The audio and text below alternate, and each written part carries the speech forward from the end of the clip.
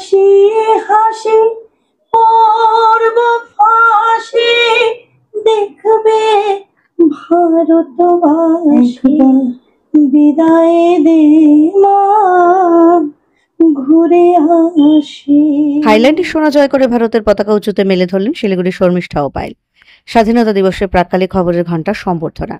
সম্প্রতি থাইল্যান্ডের পাটায়াতে অনুষ্ঠিত আন্তর্জাতিক স্ট্রেংথ লিফটিং প্রতিযোগিতায় বিশ্বের ৩২টি দেশের সফল প্রতিযোগীদের মধ্যে দুর্দান্ত সাফল্য অর্জন করলেন শিলিগুড়ির দুই কন্যা শর্মিষ্ঠা লাহিড়ী ও পায়েল বর্মন। নিজ নিজ বিভাগে ২টি করে সোনা জিতে ভারতের জাতীয় পতাকা আন্তর্জাতিক মঞ্চে উঁচুতে মেলে ধরেন তারা। মহিলাদের বিভাগে চ্যাম্পিয়ন অব দ্য চ্যাম্পিয়ন হওয়ার সম্মান অর্জন করেন গৃহবধূ শর্মিষ্ঠা লাহিড়ী। স্বাধীনতা দিবসের প্রাক্কালে দেশপ্রেম স্মরণী এবং রাখি বন্ধন উৎসবের আবহে ১০ই আগস্ট খবরের ঘণ্টার সম্পাদক বাপি ঘোষ এই দুই প্রতিভাময়ী খেলোয়াড়কে রাখি পরিয়ে সম্বর্ধনা অভিনন্দন জানান। পায়েল বর্মনকে খবরের ঘণ্টার পক্ষ থেকে স্মারক তুলে দিয়ে সম্মানিত করা হয়। পায়েলের এই জয় গাঁথা ছিল বিশেষভাবে অনুপ্রেরণাদায়ক। তার বাবা অসুস্থ হয়ে দীর্ঘদিন বিছানায় শয্যাশায়ী। আর্থিক সংকটে তার পক্ষে প্রায় থাইল্যান্ড যাওয়া অসম্ভব হয়েছিল, কিন্তু খবরের ঘণ্টার উদ্যোগে আবেদন জানালে বহু শুভানুধ্যায়ী আর্থিক সহযোগিতায় এগিয়ে আসেন। সবার সহযোগিতায় পায়েল থাইল্যান্ডে গিয়ে ইনক্লাইন বেঞ্চ স্ট্রেংথ লিফটিংয়ে ২টি সোনা জিতে ফেরেন। পাকিস্তান, কাজাখিস্তান, শ্রীলঙ্কা, ইরান সহ একাধিক দেশকে পরাজিত করে এই গৌরব অর্জন করেন তিনি। একই প্রতিযোগিতায় সোনা জিতে আসেন শিলিগুড়ি ভারতনগরে শর্মিষ্ঠা লাহিড়ীও। সম্বর্ধনা অনুষ্ঠানে শর্মিষ্ঠা ও পায়েল তাদের প্রতিক্রিয়া জানান। স্ট্রেংথ লিফটিং আসলে একটি শক্তি নির্ভর খেলা, যেখানে নির্দিষ্ট ভঙ্গিতে ভারোত্তোলন, ইনক্লাইন বেঞ্চ প্রেস এবং অন্যান্য শক্তি প্রদর্শনের মাধ্যমে প্রতিযোগিতা হয়। শর্মিষ্ঠা ও পায়েল জানান, মেয়ে হয়েও এই খেলায় অংশ নেওয়ার পথে অনেক বাধা থাকলেও তারা শিলিগুড়ি উত্তরবঙ্গে স্ট্রেংথ লিফটিংকে জনপ্রিয় করতে অদম্য প্রচেষ্টা চালিয়ে যাচ্ছেন। দুই কন্যার এই সাফল্যে গর্বিত শিলিগুড়ি। আর স্বাধীনতা দিবসের প্রাক্কালে এই জয় হয়ে উঠেছে অনুপ্রেরণা ও দেশপ্রেমের এক উজ্জ্বল দৃষ্টান্ত।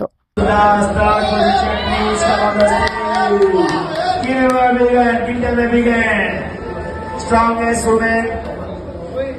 Flag should not touch on the floor. Please request take care of.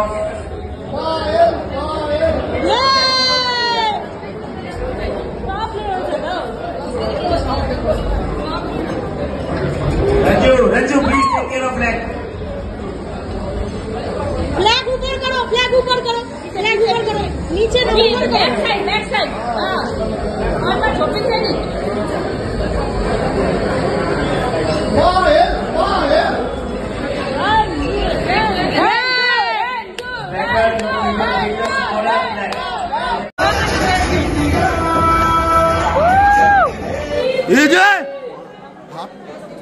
Rod গলে যাবে হাতে করে। চল চল চল, জয় বাংলা।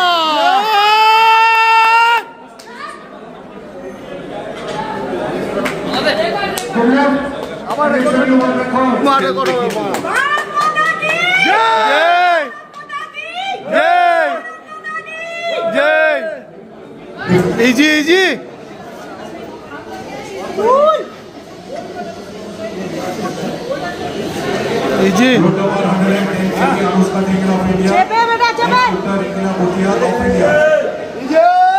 जय जय।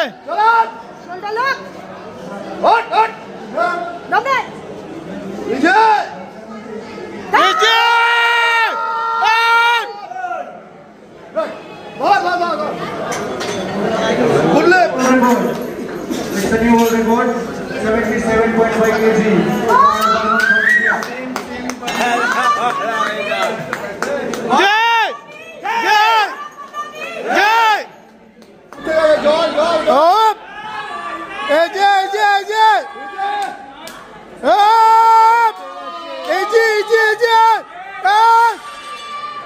Followed by Sonograph. প্রথমেই বলি, এই খেলাটি একদমই নতুন নয়। এই খেলাটির প্রথম প্রচলন হয়েছিল 1985 সালে এবং আমাদের কলকাতা থেকে এটার প্রথম প্রচলন হয়েছিল। তারপর থেকে যে যাত্রা শুরু হয়, তারপরে আমরা গত বছর জানুয়ারিতে যে আমরা ন্যাশনাল করে আসি, 34তম ছিল এবং আমরা এই যে ওয়ার্ল্ড চ্যাম্পিয়নশিপ করে আসলাম, এটাও 12তম ছিল। তার অনেকটা পরে শুরু হয়েছিল। এই স্ট্রেংথ লিফটিং খেলাটাও হচ্ছে আয়রন গেম। যেমন সকলেই জানে যে আয়রন গেম মানে প্রথমেই যেটা সম্পূর্ণ সরকার অনুমোদিত ওয়েট লিফটিং, যেটা অলিম্পিক্সে আছে, তারপরে কম বেশি সকলে যেটা জানে পাওয়ার লিফটিং। কিন্তু আমাদের এই স্ট্রেংথ লিফটিংটা কিন্তু আমি এর আগেও বলেছি যে আমাদের নর্থ বেঙ্গলে তথা শিলিগুড়িতেও কিছুটা কম প্রচলিত, কারণ এটা এর আগে হয়তো প্রচলিত করার সেরকম উদ্যোগ নেওয়া হয়নি। যেটা আমরা যে এত বছর ধরে খেলছি, আমরাও বাইরে গিয়ে খেলি, তো আমাদের কাঁধে এই দায়িত্বটা এসছে, আমরা মানে অনার্ড এটা যে এটা নিয়ে প্রচলন করার জন্য আমরাই এগিয়ে এসছি এবং আমরা আপ্রাণ চেষ্টা করব। পাওয়ার লিফটিং খেলাও যেমন 3টে বিভাগে হয়, এটাও জিম ওরিয়েন্টেড খেলায় লোহা নিয়েই, সেই রকমই স্ট্রেংথ লিফটিংও জিম ওরিয়েন্টেডই খেলা, লোহা নিয়েই খেলা। ওখানেও যেমন 3টে খেলা আছে, এখানেও 3টে, শুধু একটু টেকনিক গুলো আলাদা, নামগুলো আলাদা, এই বিশাল কিছু ডিফারেন্স নেই। কারণ পাওয়ার লিফটিং এরও প্র্যাকটিস যেমন খেলার আগে জিমে সবাই করে সারা বছর, তো আমাদের যে খেলাগুলো হয় সেই খেলাগুলোও কিন্তু জিমে সারা বছরই সবাই প্র্যাকটিস করে। কিন্তু খুব কমই হয়তো আমাদের নর্থ বেঙ্গলে অবহিত, যতটা সাউথ বেঙ্গল অথবা ভারতবর্ষের অন্যান্য রাজ্যে যতটা প্রচলিত, সেখানে তারা অনুমোদিত বা সাপোর্ট পায়।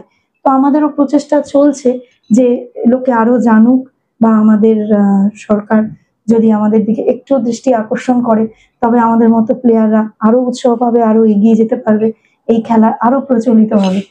তা আমাদের এই খেলারও যেমন 2টো বিভাগ আছে, একটা হচ্ছে ইনক্লাইন বেঞ্চ প্রেস আর আরেকটা হচ্ছে স্ট্রেংথ লিফটিং। স্ট্রেংথ লিফটিং এ যেমন আছে 2টো, হ্যাক লিফটিং এবং 2 হ্যান্ড বাইসেপ কার্লিং, এই 2টো মিলে স্ট্রেংথ লিফটিং। আর ইনক্লাইন বেঞ্চ প্রেস হচ্ছে যেটা আমাদের পাওয়ার লিফটিং ও ফ্ল্যাট বেঞ্চ হয়, সেটা আমাদের 45 ডিগ্রিতে বেঞ্চটাকে করে সেই সেমি প্রসেসে আমাদের আয়রনই পুশ করতে হয়। তো এই হচ্ছে আমাদের টোটাল খেলা। মানে বাংলায় আমরা বলছি এটাকে শক্তি উত্তোলন। শক্তি উত্তোলন, একদম শক্তি উত্তোলন। মানে ইংরেজিতে বলছে স্ট্রেংথ লিফটিং, শক্তি উত্তোলন, মানে ওই ওয়েট তোলাটা। একদম একদম। তাহলে তো বিরাট বড় শক্তির পরিচয় দিয়েছে।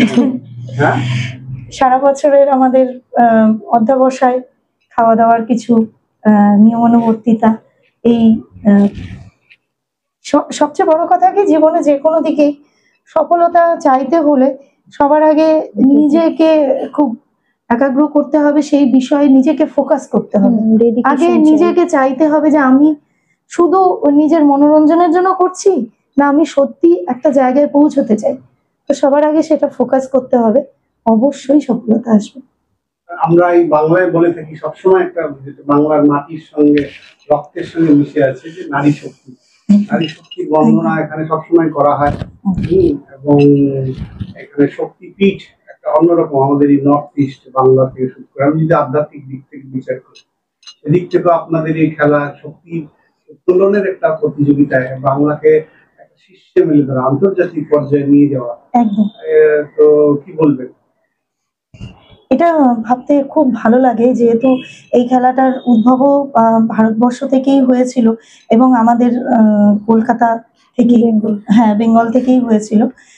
আর আজকেও এই সময়েও যত প্রচুর প্রচুর রাজ্য আমাদের সঙ্গে জুড়েছে, আমাদের স্টেট হচ্ছে, ন্যাশনালস হচ্ছে, আর কিন্তু সেখানে এখনো পর্যন্ত যেটা গর্বের সাথে বলতে খুব ভালো লাগে যে আমাদের বেঙ্গল কিন্তু সব সময় একটা বিশেষ জায়গা রাখে এত বছরেও। আর যখন আমরা দেশের বাইরেও খেলতে যাচ্ছি, ছেলেদের সাথে কাঁধে কাঁধ মিলিয়ে মেয়েরাও কিন্তু পিছিয়ে নেই। এখনই যেমন আপনি বললেন যে মানে মহিলাদেরকে মা শক্তির সাথে এটা তুলনা করা হয়, খুব সত্যি আমরা মা ভগবতী, মা কালী, মা দুর্গাকে বিভিন্ন রূপে আমরা এই শক্তির জন্যই আবাহন করে থাকি।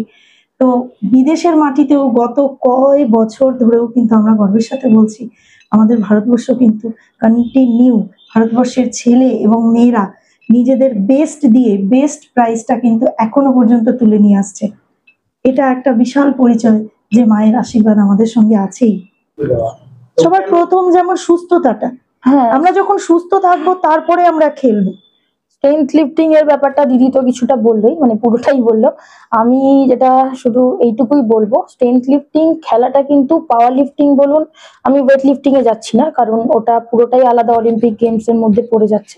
তো আমি পাওয়ার লিফটিং বা আরো বডি বিল্ডিং যেটাকে বলে, মানে পাওয়ার লিফটিং এর তুলনায় কিন্তু অনেকটা কঠিন। মানে আমাদের খেলাগুলোই এমন, যেটা ডেড লিফট বলা হয়, হতে পারে খুব নামটা ডেড লিফট শুনতে খুব, কিন্তু ইজি অনেকটাই। কারণ আমরা ডেড লিফট যখন করি সামনে দিয়ে তুলছি, সেটা আমি দেখতে পাচ্ছি আমি কিরকম ভাবে করছি, কিভাবে না করছি, আমার কতটা উঠছে, তারপর আমি পারছি না আমি ছেড়ে দিচ্ছি। কিন্তু আমাদের স্ট্রেংথ লিফটিং এর মধ্যে যে হ্যাক লিফটটা পড়ছে সেটা টোটালি পেছন দিয়ে, মানে আমি বসে মাটি থেকে যখন ওটাকে পুল করছি, মাটি থেকে তুলছি, আমি কিন্তু দেখতে পাচ্ছি না আমার বারবেলটা মানে রডটা আমার কোথায় আটকাচ্ছে, কতটা তুলতে পারলাম।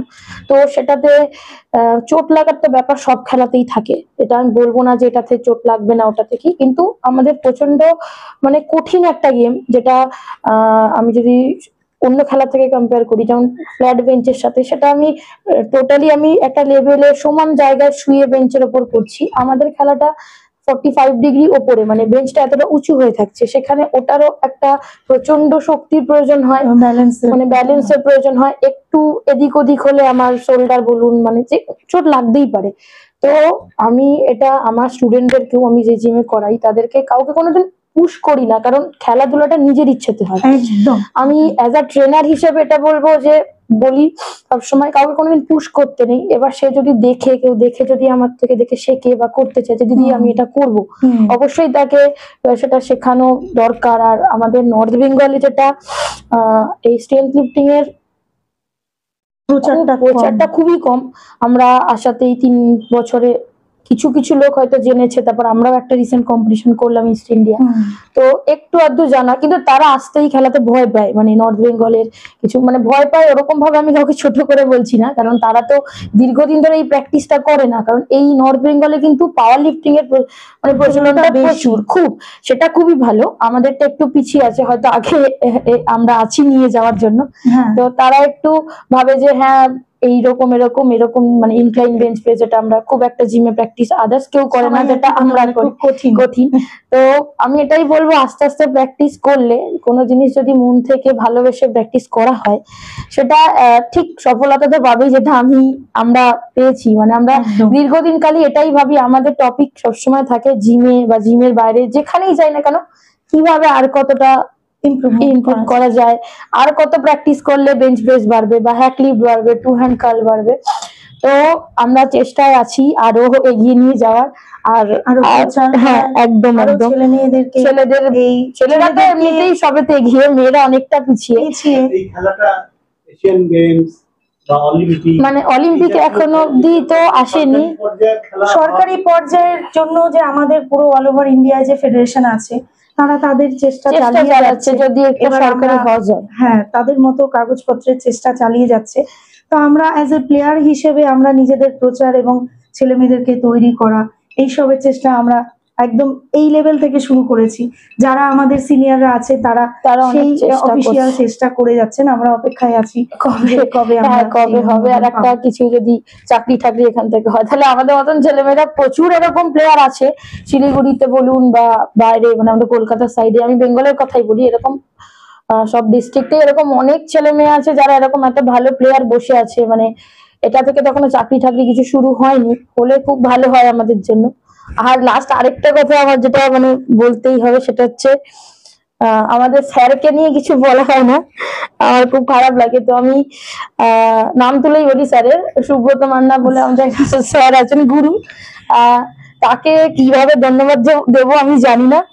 আর স্যার যদি এই ছায়ার মতন না দাঁড়াতো আমাদের পাশে, আমরা সত্যি কথা বলতে শিলিগুড়িতে এই যে জায়গাটা এখন রয়েছে আমাদের, মানে কিছু মানুষ হলেও চেনে আমাকে, দিদিকে তো চেনেই আলাদা কারণে, আর খেলার জন্য এখন সেটা হতো না। সত্যি মানে এত বড় আমরা একটা কম্পিটিশন করলাম, মানে স্যার যেইভাবে আমাদেরকে বলেছে এই তোমরা এইভাবে এটা করো ওটা করো, আমরা সেইভাবেই মেনে করেছি, চলেছি, যার জন্য আজকে শুধু শিলিগুড়ি না, বেঙ্গলে না, অন্য স্টেটেও আমাদের একটা মানে সেই জায়গায় আমরা দাঁড় করিয়ে দিয়েছেন।